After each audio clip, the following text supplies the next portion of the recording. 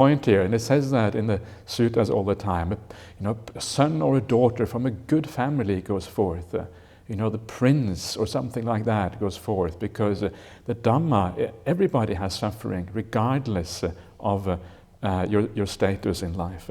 So this is the point here. That's why the householder is mentioned specifically. And then one born in some other clan is just to say that it includes everybody. There's no exemption from this.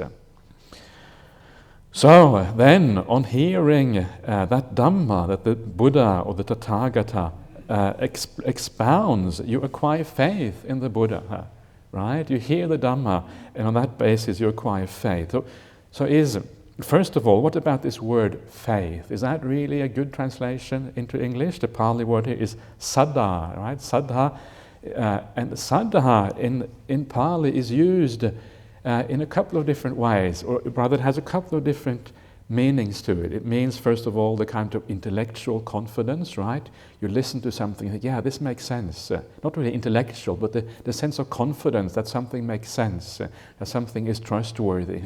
Or you watch somebody and you see that their behavior is according to how they speak and according to how they act. Act is also, speech and action are in conformity with each other.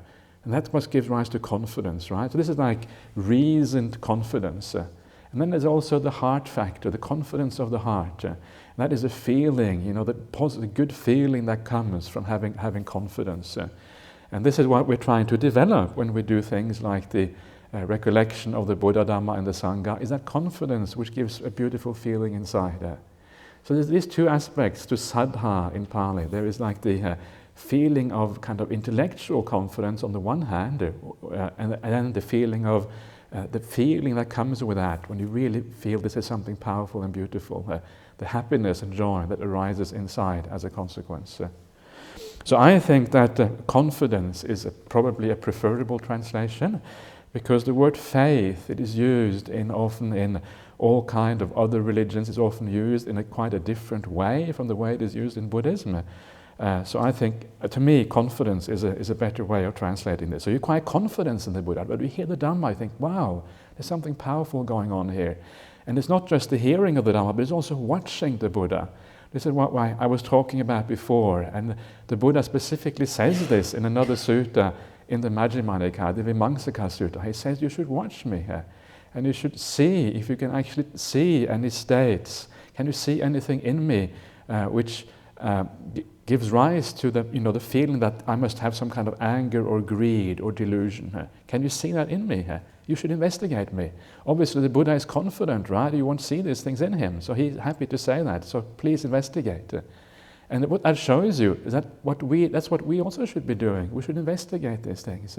And if there is reasons for doubt, you shouldn't be afraid of having doubt. This is actually part of the duty of anyone who is going on the spiritual path, to investigate and then have doubts if there are good grounds for having doubts. Not to be hypercritical in a kind of silly way, but look carefully here. So, when you hear that Dhamma, and you see that the Dhamma is congruent with the behavior, and the behavior is congruent with the Dhamma, these things go together, that is when you start to acquire that confidence in the Buddha. There's actually another interesting sutta as well, is also in the Majjhima Nikaya, and that is a householder or a layperson says to the Buddha, but sometimes it's very hard for us there are these monastics around, it's very hard for us to really judge whether these monastics are pure or not. We are too far removed, right? We don't really see them close up enough to be able to know whether they have the qualities that they're supposed to have. And there is some truth to that. You have to have a certain relationship with somebody to be able to judge these things. And the Buddha there says, quite interestingly, that the way to make a judgment in that sort of situation is to see how people live. And if people live contentedly, happily, say in a forest somewhere, in a kuti, somewhere far away from society, not indulging in the ordinary pleasures of the world, then you can take it that they have something else. There's something more in their life that sustains them, that makes them able for them to live that kind of life over the long term. And then that is then often enough, he says. That is enough to show you that this is someone who, at the very least, they're practicing in the right way and moving in the right direction, Otherwise, they wouldn't be able to live this kind of life, right? So this is the second way to judge, is just to see how people actually are living their life and where they're getting their sustenance and happiness from. So then, when you see that, you acquire confidence in the Tathagata. And then, of course, once he has that confidence, it says here, this doesn't always happen, but it happens sometimes, then you realize that you want to go forth. Why? Because house or life is crowded and dusty. So I like this kind of idea, crowded and dusty. Basically it means that when you live in a house, right, in a home, there's people around you all the time. Your family is there. I think in those days it was probably much worse than it is now, and families were much more extended families, right, with servants and all these kind of things. These days we have more the idea of the nuclear family, which is a bit smaller. But still, when you live a life in a house, there is still this feeling of being more impinged upon by the people around you. And in contrast, he says here, the life gone forth is wide open. And I can relate to that. When I think back what it's like to live with my family, and I tend to think about what it's like to living in the kuti, there is this kind of a sense of freedom. You feel a kind of sense of freedom just by sitting by yourself. There's nobody around you, nobody to impinge upon you. You have this sense of being removed, right? And there's a freedom in the mind that comes from this feeling of being removed. You feel a sense of liberation, as if you are not impinged upon by what is going on around you. And it is quite, once you get used to it, it's actually a very pleasant and very nice feeling to have that sense of distance and room around you. And you get a little bit of feel for that here, although here is still quite close together. But when you stay in the kuti somewhere, you really get that feeling of being separated, both physically, but especially mentally. You get this mental feeling of separation, which actually is very peaceful and nice feeling. Okay, so you decide you want to do it, to give up the house of life. Because it's crowded and dusty. The idea of dusty in the Pali language this is raja. Raja is dust, and the idea of raja is a metaphor for defilements, especially for desires. That is what raja is all about. It's a metaphor for defilements. So once you are, what it's like. You live the home life. You're around people all the time. It's very easy for defilements to arise, right? It's easy to get irritated by something. A house is also a place where you enjoy yourself with entertainment and all kind of things. It's easy for cravings and desires to arise. So defilements are much more likely to arise in that sort of setting than they are in the setting of a monastic life, where you are a little bit removed from all that. So that is what he thinks. And then he says, it is not easy while living in a home to lead the holy life utterly perfect and pure as a polished shell. Again, perfect here should probably be complete, utterly complete.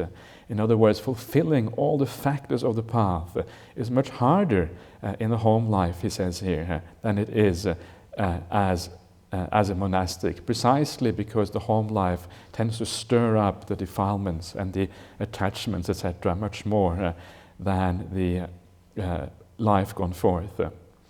So then, because of that, he says, well, maybe I should shave off my hair and beard, right? Put on the yellow, perhaps not yellow, ochre or saffron robes, and go forth from the home life into the homelessness. You can see here how the suttas are often very kind of male-centered, right? Shaving off hair and beard. The reason for that is, of course, not, first of all, it's important to realize it's not because this is only relevant for Buddhist monks or whatever. The reason why it is like this, and I can only really speculate, but one reason is obvious that the monk Sangha was established before the nun Sangha, right? The bhikkhus came first, the bhikkhunis came afterwards. There would have been a stock of suttas that already were circulating before the bhikkhunis even came into existence. So that is probably one reason. The other reason probably is that the Buddha would have given many more discourses to the monks than he gave to the nuns, because he was around the monks most of the time for obvious reasons. That would have been another reason. A third reason would be that in the history of the transmission of the suttas, I think, I'm not 100% sure about this, but I think it's probably reasonable to guess that the transmission happened more through the Bhikkhu Sangha than the Bhikkhuni Sangha. And because the transmission happens through the Bhikkhu Sangha, it is more likely that they will use the word "it was said to a Bhikkhu" rather than "it was said to a Bhikkhuni" in reciting. Not because they necessarily wanted to bias, but simply because that was kind of the natural way to go if you are a Bhikkhu, natural way to think. And especially if the majority of suttas already were given to the bhikkhus, that was kind of the default, right? That was the main word that was used, so that the rest of the suttas will tend to fall in line with the main ones. It is also possible, of course, that sometimes because it was bhikkhus, they just naturally said bhikkhus rather than bhikkhuni, and there may have been a kind of slight gender bias there. It's very hard to rule that out. But I think there are also many natural reasons why it has come down this way. And it's important to understand that, because once you understand that, you realize that these suttas are both for the male Sangha, the female Sangha, and also actually for lay people, right? These things are also for lay people, even though it starts off with saying going forth. The reason why it starts with the going forth is because this is a gradual training that goes all the way to the end, right? All the way to full awakening. And to go all the way to full awakening, you need usually to go forth somewhere in that process. So this is also for lay people, but it's kind of, because it is the full training, that's why it is given to monastics in this way. I think sometimes I'm just saying these things just to kind of give you a little bit of broader idea of what is happening here in terms of the transmission of the suttas and these kind of things. There's lots of interesting things lots of interesting information that enriches your understanding of the suttas, historical information in this way. Okay, so then he decides. So he decides to shave off his hair and go forth into homelessness. So later, on a later occasion, abandoning a small or a large fortune, abandoning a small or a large circle of relatives, he shaves off his hair and beard, puts on the yellow robe, and goes forth from the home life into homelessness. So, you abandon a small or a large fortune, right? You give up just trying to think of the Pali word for fortune here. What is the Pali word for fortune? I can't remember now. Anyway, you're giving up your possessions. That's basically what this means. And this is an important point, right? When you go forth into monastic life, the idea is to live a simple life. Is to give up all those worldly possessions. It's because you understand that they are a burden if you want to live the monastic life. That's what it's all about. And it's useful to remember that, because it is so easy as a monastic. The problem with monasticism is that very often people go forth, they become monastics for all kind of other reasons than to actually live the monastic life. It's useful to know that historically in many countries, I'm not talking about traditional Buddhist countries, that monks have had very clear defined roles in society. They have been the teachers, they have been the doctors sometimes, right? And they have had a very clearly defined social roles. And because of that, the idea of being a Buddhist monk to practice for awakening wasn't always at the forefront of the mind. In fact, it may not have been in the mind of some of these monastics at all, because they had more like a social position. And this is just what happens, right? This is not meant as a criticism of these monastics at all. It's just that this is what happens naturally over time. Things tend to go this way. And they still had an important function to play in society. But of course, once you move away from the ideal of practicing because you want to practice the path, then all kind of worldly considerations comes into play, right? Then suddenly a bit of wealth is kind of, why not have a bit of wealth if you're going to be a teacher or a doctor instead? There's nothing wrong with having a bit of money, using money and all these kind of things. So it tends to corrupt the purity of the path once you move away from the actual ideal for which you really become a monastic. So it's important to remember that. And this is, again, when you read the word of the Buddha here, it becomes very clear. You're supposed to give up your possessions, right? Give up your wealth. Bhoga. Bhoga is the Pali word. Bhoga kanda. And bhoga means possessions, basically. Any kind of possessions that you have. So you give up all the bhoga, all the possessions. And the idea is then not to accumulate possessions once you are a monastic, to keep it as simple as possible. And which sometimes is very hard. Sometimes things tend to accumulate, whether you want to or not, almost sometimes. So you have to be careful. And so it's good to keep that in mind as a monastic, that life is supposed to be simple and easy. It's very inspiring. Sometimes you see people, like Ajahm Brahm, when he travels around the world, all he has is this little shoulder bag, right? He gets on the plane, he goes away from a couple of weeks, and all he has is a little shoulder bag. It's actually very inspiring. That's all he carries with him. Or you have Ajahn Sujato, he leaves the monastery, he goes to Sydney once a month, and every time he leaves Bodhinyana Monastery, he carries all his belongings with him. His shoulder bag is a little bit larger because you have to carry everything you own, but everything is there with him when he goes, right? What a wonderful thing that is, and how easy that is. It means you can go. You don't really have to come back. Nothing to look after, right? It's a great way of living your life. So anyway, so it's sometimes important to remember these kind of high ideals, because they sort of put you on the straight path again. And then you abandon a small or large circle of relatives. So this is what it means to kind of go into a forest monastery, right? You're going away. That doesn't mean that you can never visit your family again. Even in the suttas, there are examples of monks visiting the families. Ratapala Sutta is one such occasion. But it basically means that you're creating a bit more distance to your family. And that is not a bad thing. Sometimes people think that's a bad thing. But actually, there is less contact. But often the contact that you have with a child or with a brother or a son or daughter who has gone forth, there's more quality to that contact, right? There's less intensity, there's less of it, but the quality is much greater. And in the end, what really matters? Is it the quality of the contact, or is it the quantity of the contact that matters? And I think the quality is far more important, and that's why the Buddha always says that when you have someone in your family, like a son or a daughter who goes forth, he says there's a tremendous benefit for that family. Why? Because the quality of the contact suddenly increases so dramatically. Suddenly you can actually learn something from your family members rather than just hanging out and having a good time and enjoying yourself. But suddenly you can actually have a decent conversation about something, right? And it was quite fascinating. Some years ago, I can't remember exactly when it was now, some years ago, my father said that to me. He said to me that, I used to be your teacher, now you're my teacher. And I thought to myself, wow, that's a compliment coming from your father, right? It's kind of unheard of, but a beautiful thing. And it occurred to me, the power of being a monastic, there's something very powerful about that. And if you have parents or family members who are wise enough to understand that there's something beautiful there, they will be able to take some of those things on board precisely because you are a monastic and you are in that situation. So it is a wonderful thing.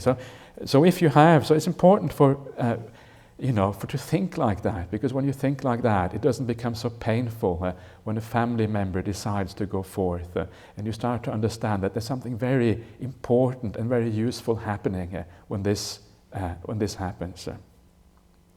Okay, so you leave all of these things behind, and then you go forth and into homelessness, and you become a monastic.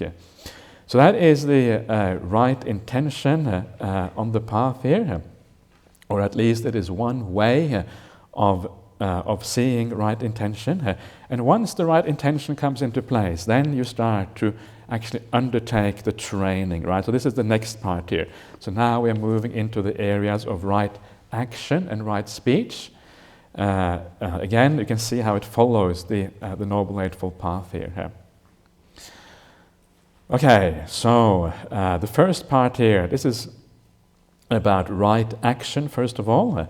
It is interesting, in the Noble Eightfold Path, right speech comes first, then right action. In the gradual training, it's the other way around. Right action comes first, then right speech.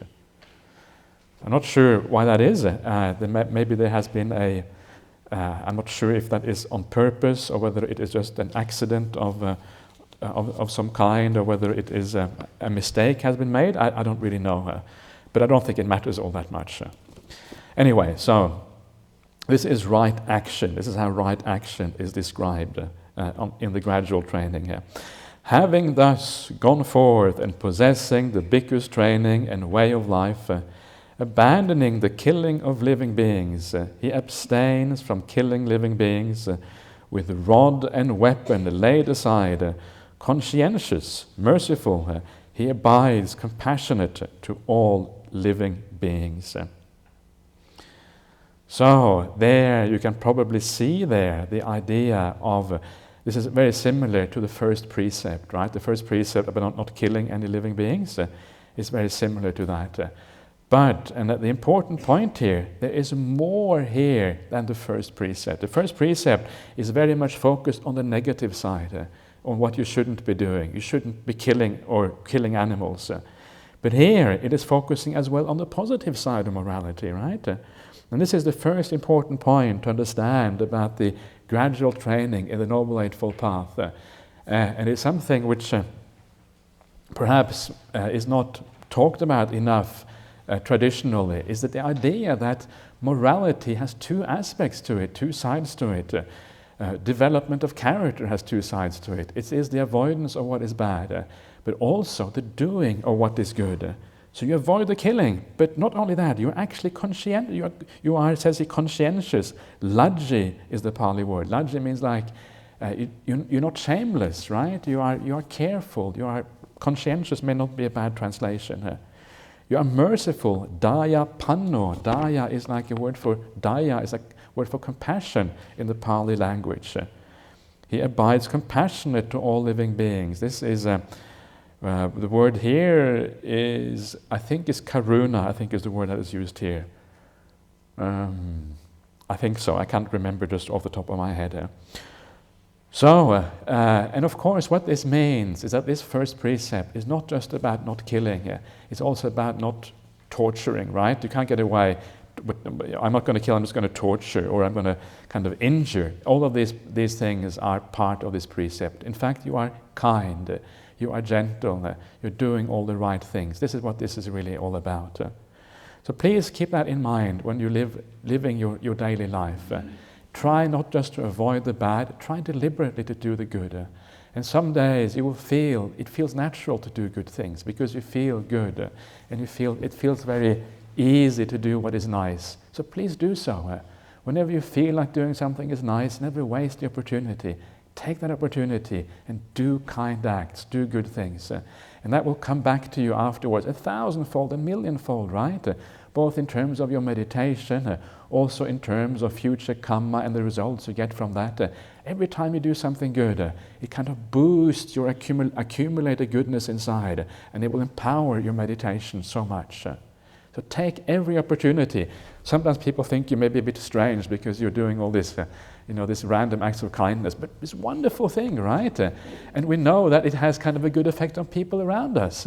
Sometimes you do an act of kindness to somebody, and I know in my life, sometimes I think back, somebody did something really nice to me, and I think, wow, suddenly after many years, you remember that, and you think, wow, what a good example that was. And you are actually inspired by those sort of things, right? You feel kind of inspired that people do such kind things in the world. So when you do something good, sometimes it has a tremendous impact on the people around you. They feel inspired. They feel uplifted that there is goodness in the world. And it's kind of this expanding rings that goes out and it affects so many people.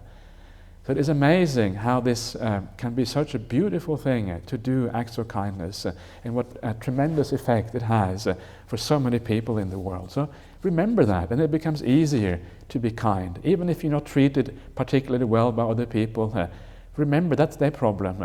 You just don't know their background. It may be very hard for them to be kind. You can still be kind in return, right? So this is the idea of kindness here. So please keep that in mind. But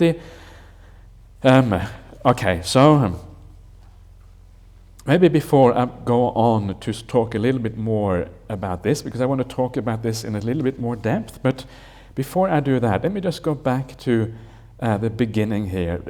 It starts off by saying the bhikkhu's training and way of life, right? Or the bhikkhuni's training and way of life. So what does that mean? And traditionally, these sort of statements are interpreted as keeping the Patimokkha Sila, keeping the Vinaya, the big fat books which tells you how the monastic community is held together and ruled, and all the rules for the monastics. That is how often it is interpreted. But actually, it means more than that. If you interpret it in that very narrow sense, you're actually missing out on so much. The Vinaya, the rules for monastics, they are a function of the Dhamma. The Dhamma comes first. The teaching is what really matters. And then the Vinaya arises, the rules for the monastics and also the rule for the lay people, arises as a consequence of the Dhamma. The Dhamma is primary, right? All these rules just come because the Buddha needs to lay something down, because there's always a few stupid people around to do stupid things. So because of that, the Buddha needs to lay down rules. But those rules are always, they come from the Dhamma. The Dhamma is the big picture. The Dhamma is what really matters. So when it says here, the bhikkhu's training, yes, it includes the rules and all that, but really what it means, it is this kind of practice we're talking about now, the gradual training, right? This is what it really means.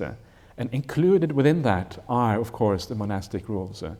But the big picture is far more important. If you just live the monastic life thinking that, keeping the rules that will do, it's not enough. Because you have to actually look at the training in the larger perspective.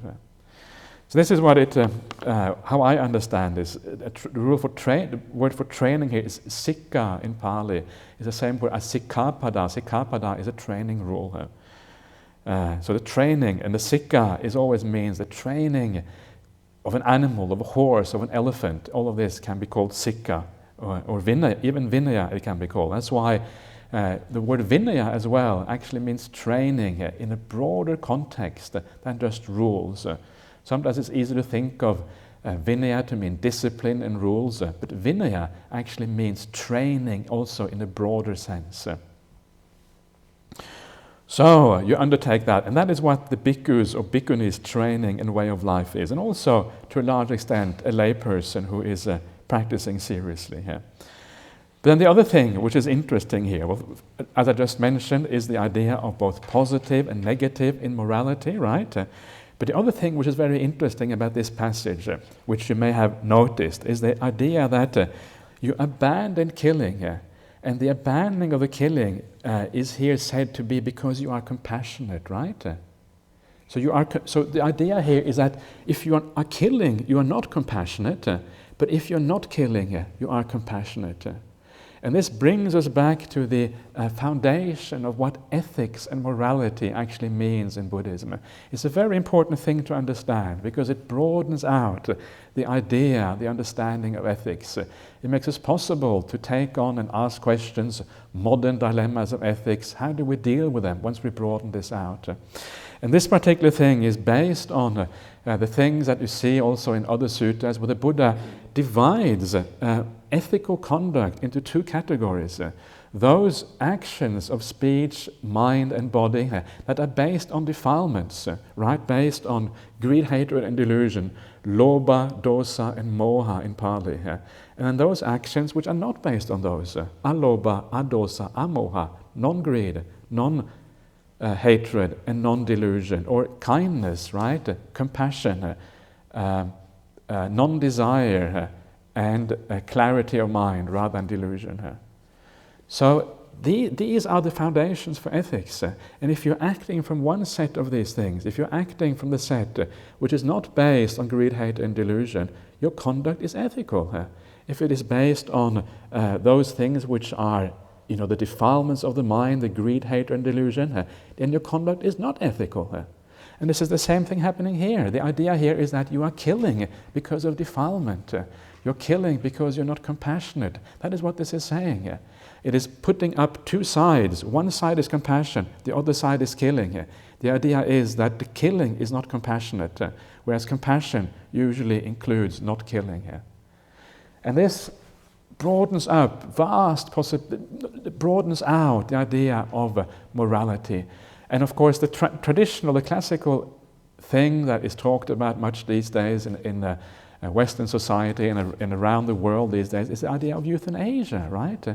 So where does euthanasia fall into this kind of this kind of conduct, this kind of morality. It is not clear, because on the one hand you're killing, but on the other hand you're compassionate. So which one is it? What is actually going on here? And of course the idea is that if you are, again, coming from a motivation, a root that is wholesome, it is never bad karma in Buddhism, right? And this is the idea. So if you, in an act of euthanasia, okay, the more pure you are doing that act, whether it is a person who decides for themselves that they want to die, or it is somebody helping them, in either case, the more purely you're doing that act, the more you're doing it based on compassion, the more you're doing it based on wisdom and understanding, the less bad karmic consequences there are going to be. Is it possible to do an act of euthanasia and it being good karma? Could it be good karma? It's very hard to say in any individual case, but as a general principle, yes, of course it can be. It can be good karma. If you are really coming from compassion and kindness, it can be an act of good karma, because you are helping somebody else out of suffering, right? And that's what good karma is about. So, and this broadens our scope out for what morality is all about. And you can apply these ideas to all kind of dilemmas in life. Things like, these days you have this IVF treatment. IVF treatment, you kind of fertilize all this large number of eggs, and then one is chosen to become an embryo in the future. The rest are often destroyed. Or you have stem cell research, right, where, again, large number of embryos are created. So one or a few are chosen, the rest are destroyed. Abortion, all these kind of ethical dilemmas, which are so difficult. Is it bad or is it good? Well, first of all, you have to know your intention. Why are we doing these things? Is it because of greed? Is it because of compassion? What is the motivation behind these things? If you're ever considering an abortion, well, you need to try, why are you doing it? Is there a good reason for having an abortion? If there is a very good reason, out of compassion for the child, for the difficult circumstances, whatever, the better the reason is, and the more pure the act you're coming from is, the less bad karma there's going to be. Of course, with abortion it gets even more difficult, but it's always the question of whether it really is a living being, right? And I think at a very early stage of a pregnancy, maybe not, right? There's a lot of anecdotal evidence that suggests it isn't. If it isn't really a living being, then there's no karmic consequences. So it's a very complicated issue.